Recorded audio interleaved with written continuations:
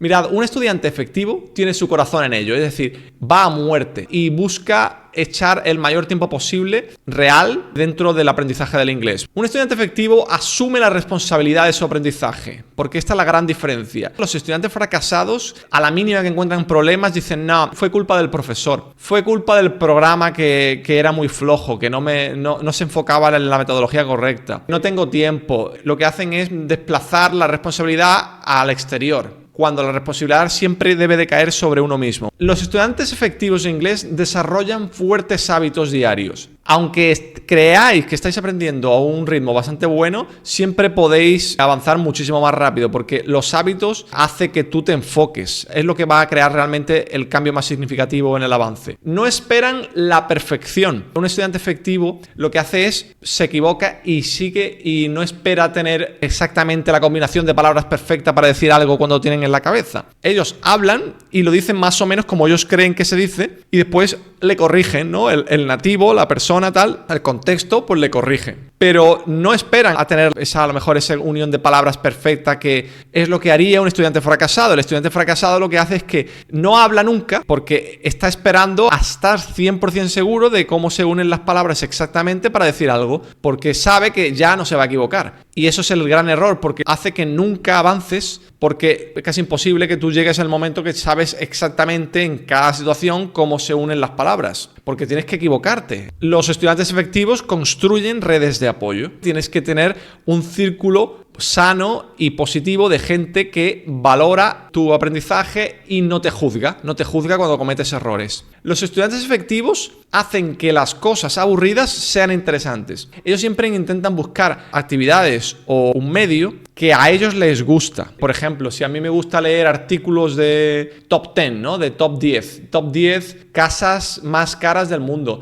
top 10 momentos más awkward de la historia de la televisión, algo específico, pues buscan aprender inglés a través de ese formato. Tú tienes que aplicar lo que yo os enseño en el curso, pero, por ejemplo, yo os recomiendo más de 400 series y películas en el curso para que podáis vosotros después estudiar por vuestra cuenta y aplicar todo lo que habéis aprendido en el curso. Por eso os doy tantas recomendaciones, porque busco siempre daros muchísimas opciones para que tengáis ahí una paleta de elección muy grande para que vosotros después dependiendo de vuestros gustos, elijáis uno u otro. Los estudiantes efectivos también entienden su aprendizaje. Tú tienes que saber realmente dónde tienen más problemas. Básicamente tú tienes que hacerte un autoanálisis constante. Pasa lo que pase, si me atasco, pues sigo haciendo esto, ¿no? Porque este es el método. No. Tú tienes que ver dónde te vas quedando atascado, dónde flojeas más y analizarte constantemente. Esto es un autoestudio constante. Después, los estudiantes efectivos también se enamoran de la cultura. Cuando tú llegas a un punto con el inglés que tú ya, como llegas a tener tanta exposición, tú ya te gusta y empiezas a valorar cosas dentro de la cultura anglosajona que antes no se te pasaba por la cabeza. Tenéis que llegar a valorar esas cosas como si fuera vuestra propia cultura.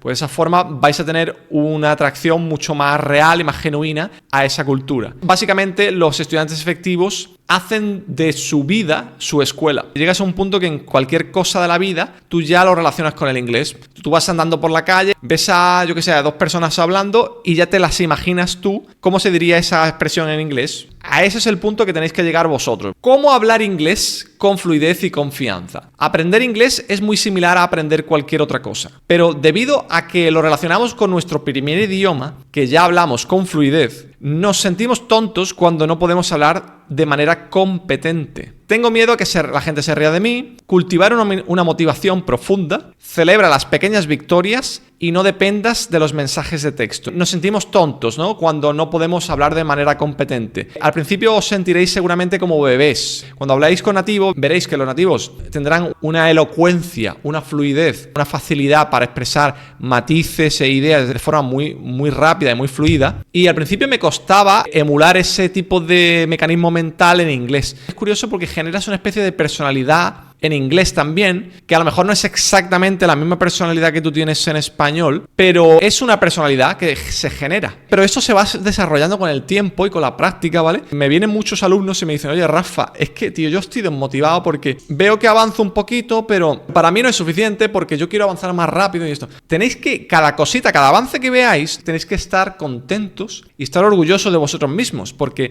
cada cosita, cada palabra, cada expresión que aprendáis, cada situación en la que encontráis esa palabra perfecta para usarla, todas esas pequeñas victorias son victorias. Tenéis que utilizarlas, de hecho, como mini recargas personales para vosotros mismos, para vuestro ego, para vuestra autoestima. Y lo de los mensajes de texto, lo digo porque mucha gente lo que hace es que al principio, esto pasa muchísimo en los hispanohablantes, por ejemplo, están aprendiendo inglés y tienen amigos, pero hablan mucho por mensajes de texto, ¿no? En Telegram, en WhatsApp, en Instagram. Estáis hablando con nativos y tenéis la oportunidad perfecta para hacer videoconferencias, para mandar audios. Esto es un error porque toda la oportunidad que tengáis vosotros de poder practicar, hablar y escuchar, tenéis que agarraros a esa oportunidad. Pedid a vuestros amigos nativos que os manden audios y vosotros pedid videoconferencias o mandad vídeo vosotros, aunque no sea en directo, porque si vosotros mandáis vídeo, ya el otro te mandará un vídeo también. Meterle presión para que hagáis videoconferencias, siempre que ellos accedan a ello, siempre aprovecharos de esa oportunidad. Se necesita coraje, persistencia, paciencia, fe y gratitud. Tienes que tomar riesgos. No se puede tener miedo a cometer errores. Tienes que encontrar una comunidad.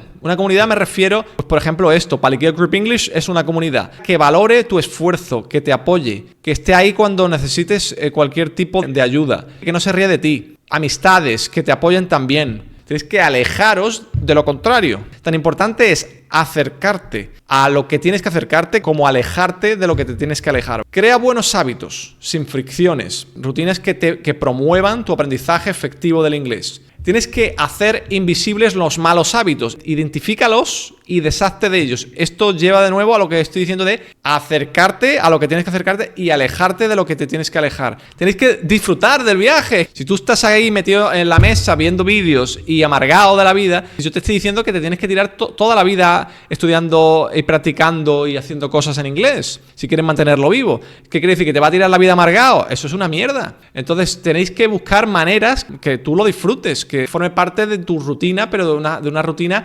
placentera. Haz preguntas constantemente. No hay preguntas tontas. There are no dumb questions. Cuando tú tienes dudas, y al principio tendrás muchas dudas, de hecho tendrás más dudas que otra cosa, hacer las preguntas que hagan falta. Yo me acuerdo cuando yo tenía 14, 15 años, que es cuando yo estaba aprendiendo, yo me acuerdo que yo era el niño de las preguntas. Yo estaba siempre preguntando. ¿Tenéis preguntas? Haced las preguntas. Simplemente tenéis que dar con las personas que estén dispuestas a responderos. Exprésate y acostúmbrate a contar historias. Si tú no te acostumbras a contar historias tuyas personales, no a coger un texto y a hacer un resumen de una historia, que también es importante, pero tú tienes ya que empezar a tú generar tus propias historias, porque tú tienes miles de historias ya en tu vida. Todas esas historias tú puedes contárselas a alguien en inglés. Tú tienes que empezar a buscar las palabras y las expresiones que tú ya has ido recopilando en tu aprendizaje del inglés, pero para contar tus propias historias personales, ¿vale? Y expresar tu opinión libremente. ¿Cómo puedo hablar inglés sin errores? Pues mira, la única manera de aumentar tu fluidez es practicando. Y si no estás cometiendo ningún error,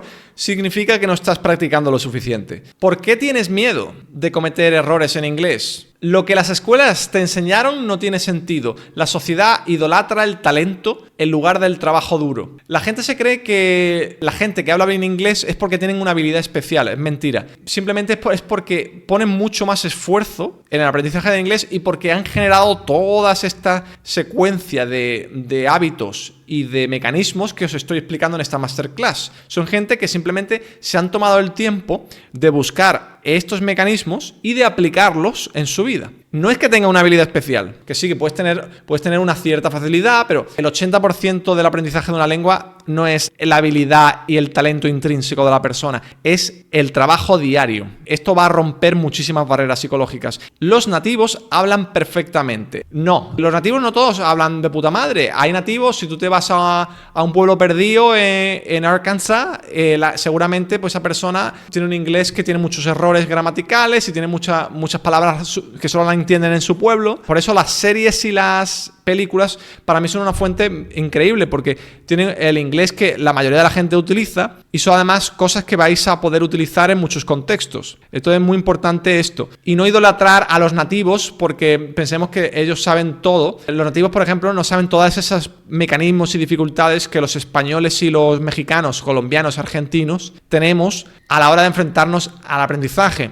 Eso te lo puedo dar yo como una persona hispanohablante que ha pasado ya por todos esos problemas y que los ha superado para poder llegar al control y el dominio del inglés de forma bilingüe, ¿vale? La fluidez no es hablar sin errores ni acento. La fluidez, la gente se cree que tú de repente eres fluido y de repente no se puede diferenciar que tú eres español y que realmente no tienes ni un error y no tienes acento. Mira, yo conozco a cientos de hispanohablantes que hablan inglés de puta madre, tienen conversaciones súper profundas sobre temas súper variados y tienen un acento grandísimo. Y tienen errores. No pasa nada, pero aún así, esta gente tiene un montón de amigos anglosajones, tienen trabajos incluso en empresas internacionales, pero lo que les da esa varita mágica de poder estar en esa situación de un trabajo en condiciones internacional y de tener amigos internacionales y de poder expresar su opinión libremente, es la seguridad, el saber que pueden establecer la comunicación de forma correcta. Al final lo importante es tú trasladar tu mensaje, trasladar lo que tú tienes en la cabeza por tu boca en inglés y que te entienda la otra persona. Después ya, con el tiempo, pues irás perfeccionando, digamos, las expresiones que utilizas para sonar cada vez más nativo, pero no pasa nada, el acento forma parte de ti, forma parte de la personalidad que tú